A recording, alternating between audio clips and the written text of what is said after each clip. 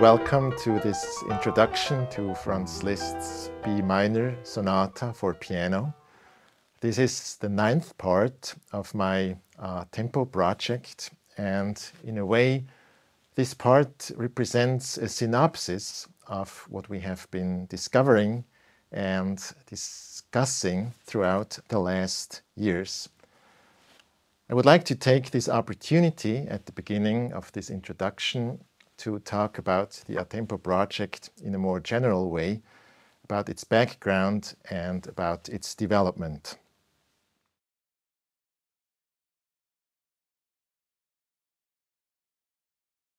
The starting point of the A Tempo project was an experience or a feeling that I've had multiple times, both as a listener and as a performer.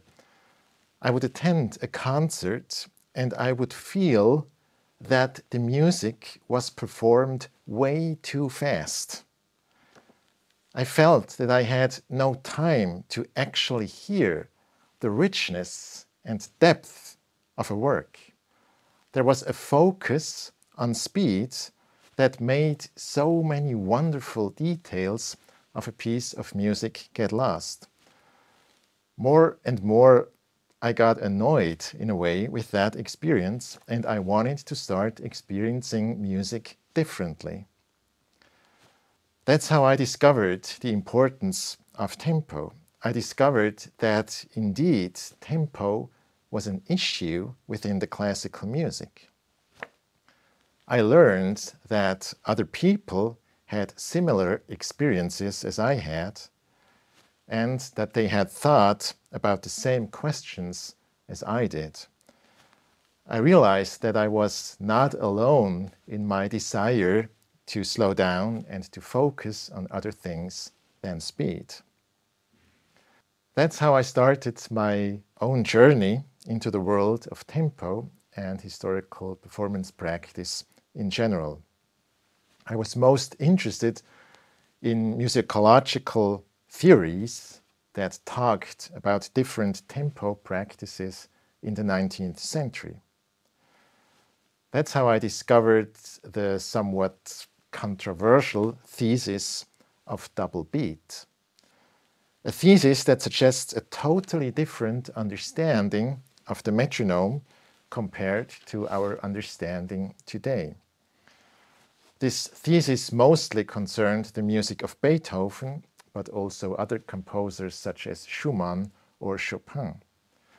This different understanding of the metronome would result in tempi being half as fast as they appear to be today. I was excited about that. Finally, a different view on tempo. I read a lot and I participated in musicological events and discussions on the subject.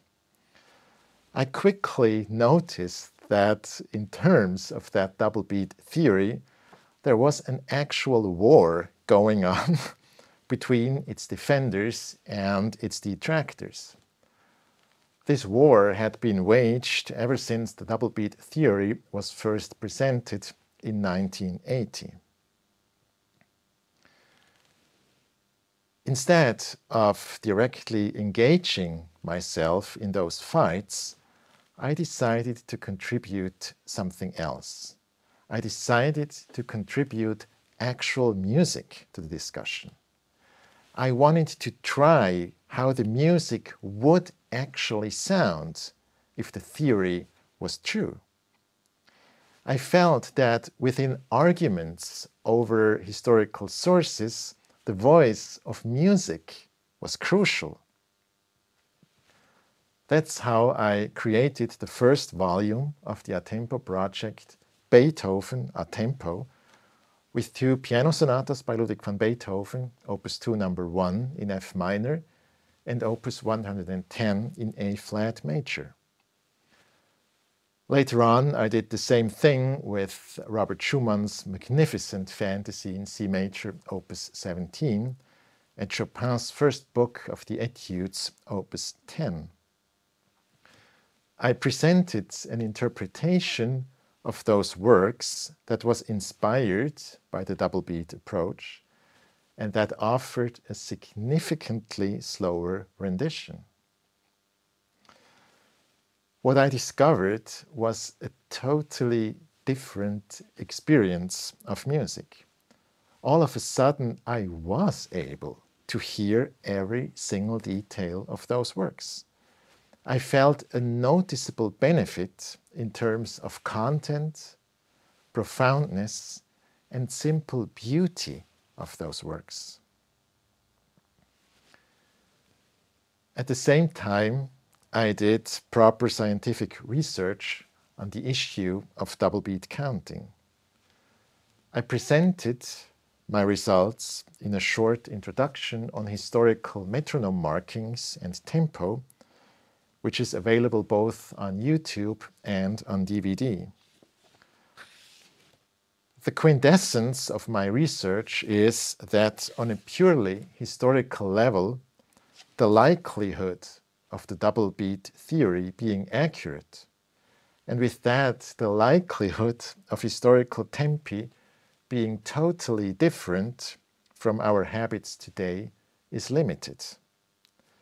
The option can't be excluded, mainly for the music of Beethoven, in my opinion, but it also can't be denied that there are lots of things that speak against such a slower option. Now, there I was, left with a musical experience, on one hand, that was most satisfying to me, liberating even. A way of playing and performing that completely worked and made me happy, and also my audience. And a scientific knowledge, on the other hand, that put the historical accuracy of such a musical experience into question.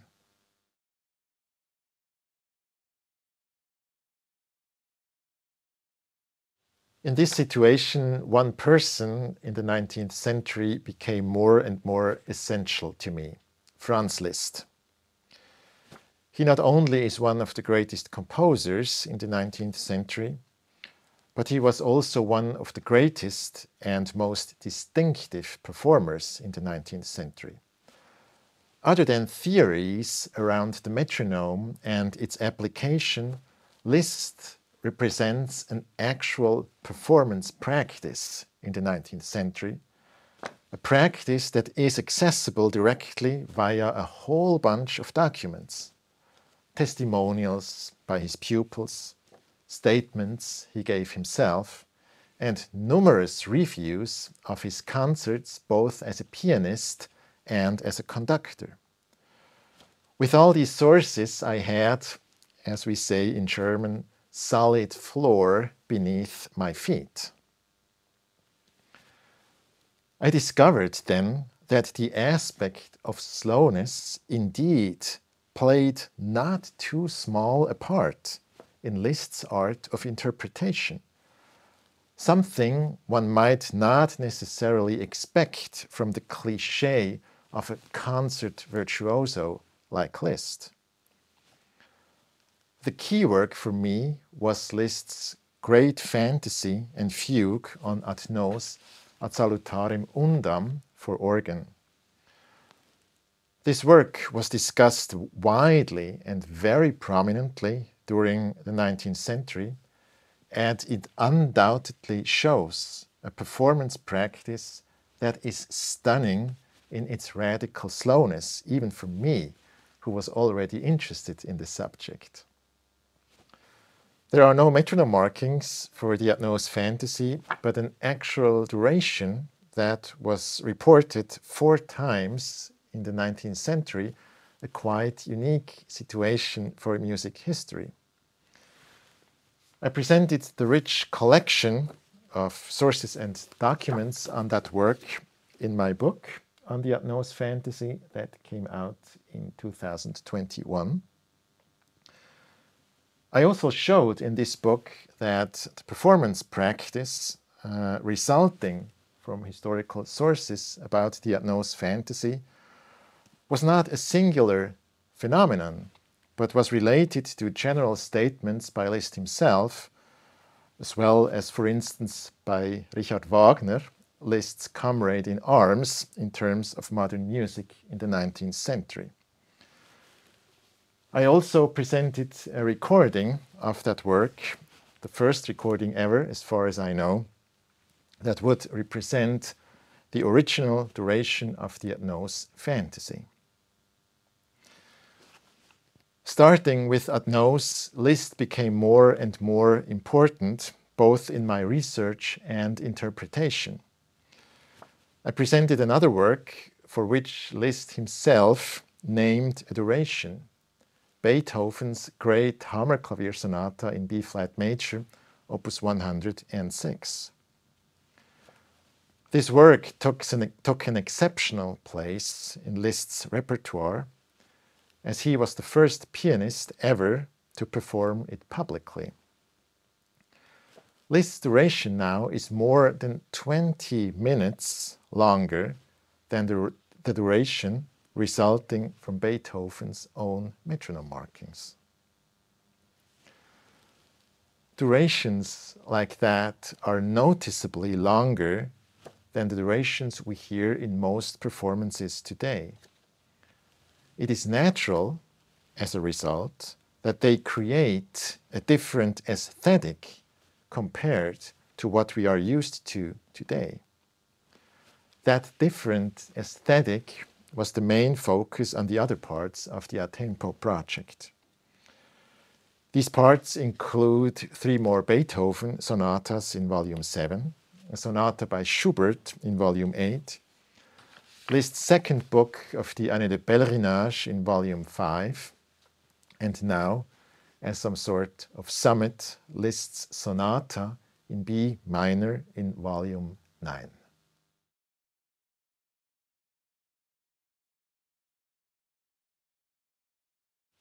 The earliest sketches to the B minor sonata go back to 1849. The final autograph shows the date of February 2nd, 1853. Liszt published the work in May 1854, and it was first performed on January 22nd, 1857 by Hans von Bülow in Berlin. These years were a crucial phase in Liszt's life. In 1847, he gave up his career as a concert performer at the very peak of his fame. He had enough of the circus of a performing artist and wanted to move on towards serious composition and musicianship. It is amazing to witness the denseness of those years. Liszt established himself as a conductor. He started composing his symphonic poems by inventing that genre.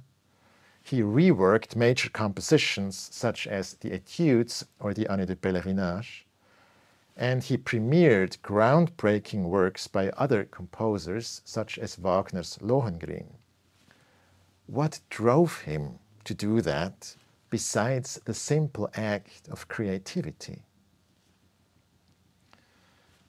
I would like to point out one aspect that seems particularly important to me. The question of virtuosity and whether or not it is a legitimate aspect of both composition and performance was crucial around 1850. People were tired of endless show-off performances by concert virtuosos. They looked for something different. Within the writings of Liszt and the people connected to him, there is a particular expression that appears regularly. People talk about the spiritual aspects of virtuosity, about an inwardly true and authentic form of virtuosity, as opposed to a superficial form of virtuosity that is keen on impressing people.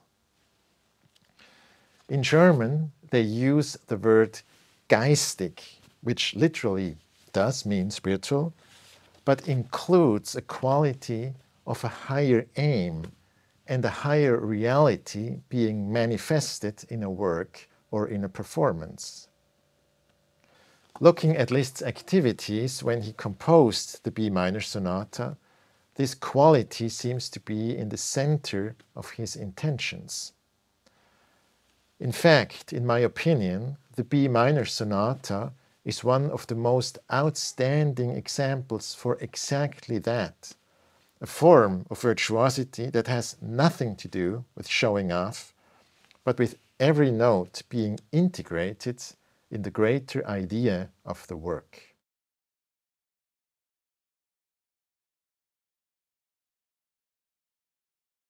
The documents that talk about spiritual virtuosity in Liszt's circle don't bring up the aspect of tempo in particular. But, as both the Atnos Fantasy and the duration for Beethoven's Hammerklavier Sonata show, pieces that were considered virtuoso pieces were performed relatively slowly. It seems that the kind of virtuosity Liszt had in mind did not primarily, or at least not only, focus on speed. On the contrary, extremes of tempo must have been explored, with slow parts being really slow, while fast parts being as powerful as possible, and powerful meaning powerful and not necessarily fast. Both the Atnos Fantasy and Beethoven's Hammerklavier Sonata in Liszt's duration show a use of virtuosity that, given the documented durations, must have focused on content, power in every note, and time instead of quick-fingeredness.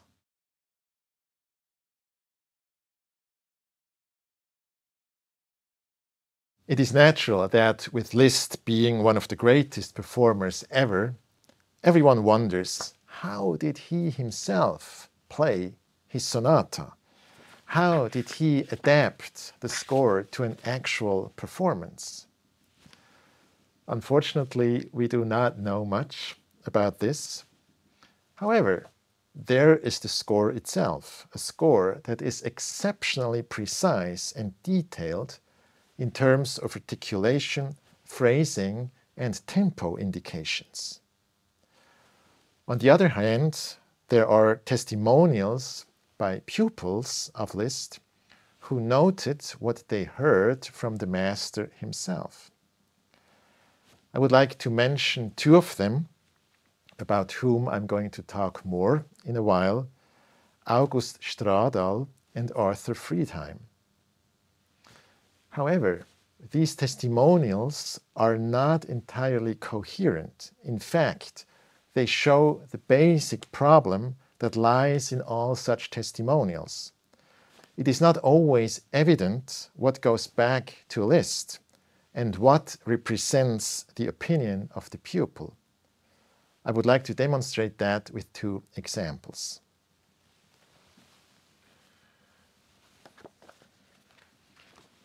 This is the Liszt Pedagogium by Lina Rahman, a very valuable source for the performance practice of Liszt's music. In this book, Lina Rahman presents metronome markings for the sonata given by August Stradal. Stradal was one of the last students of Franz Liszt. He studied with him from late 1884, and he appeared in his master classes in Weimar, Rome, and Budapest, where he played some of Liszt's most difficult works. This here is an edition with notes by another of Liszt's pupils, Arthur Friedheim.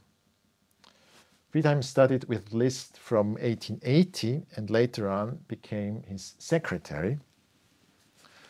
This edition is a facsimile edition that was published in 2011 by Gerard Carter and Martin Adler, and is a wonderful addition to the performance practice of Liszt's sonata. There are numerous metronome markings in it, way more than in the Liszt Pedagogium. So both of these students, Stradal and Friedheim, were somewhat prominent pupils of Liszt and could claim second-hand authenticity in terms of Liszt's intentions. Now let's have a closer look. In this table here, you see metronome markings by Stradal on the left and the corresponding metronome markings by Friedheim on the right. They belong to important passages of the sonata. It is now striking to see how some of these markings are close to each other or even the same, while others are different. The marking for the initial Allegro Energico shows a relation of almost 1 to 2. That means Friedheim is almost twice as fast as Stradal. Also, the Andante sostenuto is quite different. Not as much as the Allegro, but still a relation of about 3 to 2, so the other way around. On the other hand, the Grandioso is the same and the Fugue is almost the same. Now, those are obviously two different tempo concepts. Which one represents Liszt's true intentions? I guess we will never know. But what we can take from an observation like this is a certain cautiousness in terms of the reliability of such indications. They're interesting, no doubt about that. But it would be wrong to believe that they truly represent Liszt's intentions. They may reflect the pupil's reception of Liszt's teachings, but that's it. In terms of Stradal, there are even more questions raising when we have a closer look at his indications. Let's take bar 8 and bar 460. Bar 8 is the beginning of the sonata, where the main theme appears for the first time. Bar 460 is the beginning of the fugue.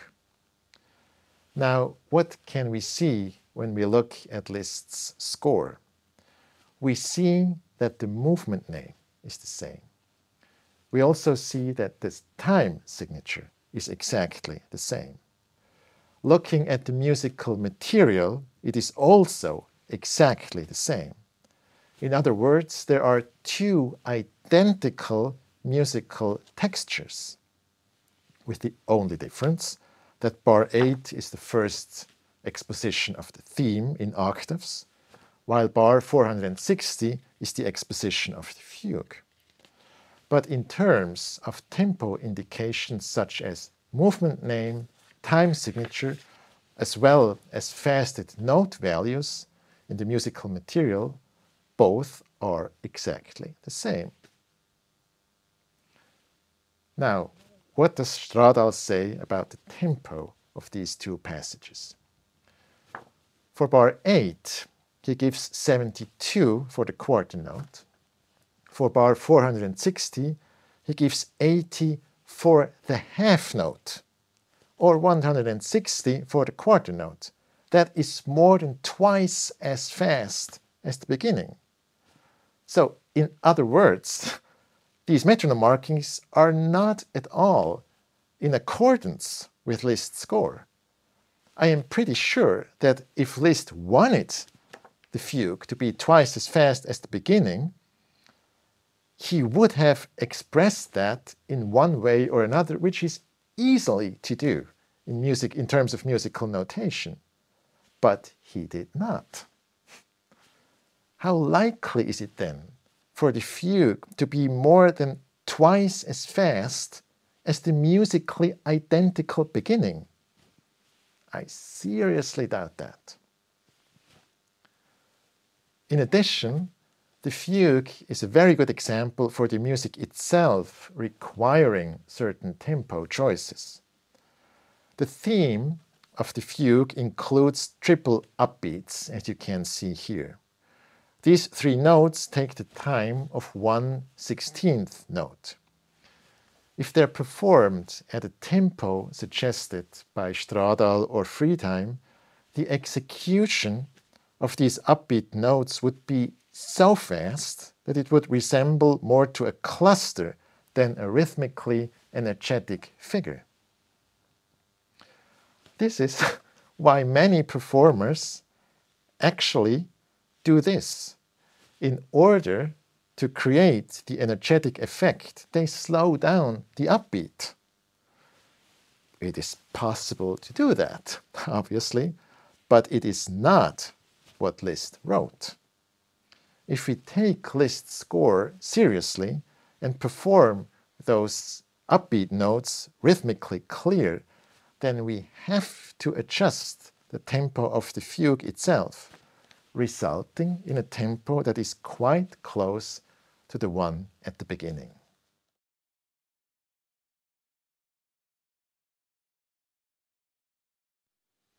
Let's come back to the subject of spiritual virtuosity and connect it to another term that plays an important part in Liszt's oeuvre, transcendence. For me, Liszt's B minor sonata is one of the most transcendent pieces of music that I know. Why is that? It contains the core of our lives as humans here on earth. A central theme that is somewhat mysterious, inapproachable, decipherable even in its character.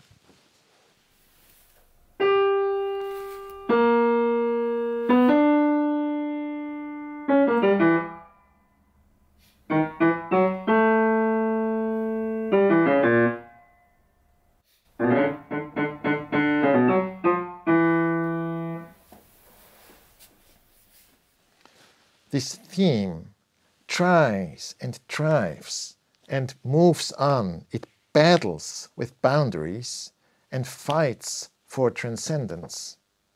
And then there is this other level that comes in from a totally different place, a place of peace, a place of dreams.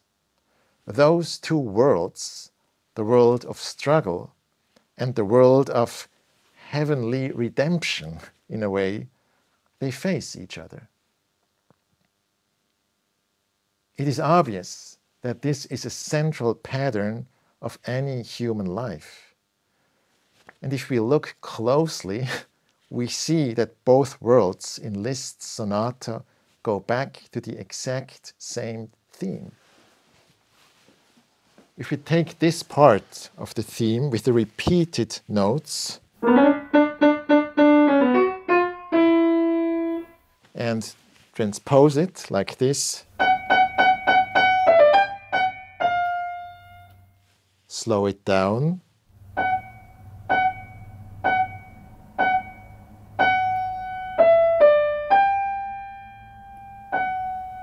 and add the accompaniment, we actually have the lyrical side theme.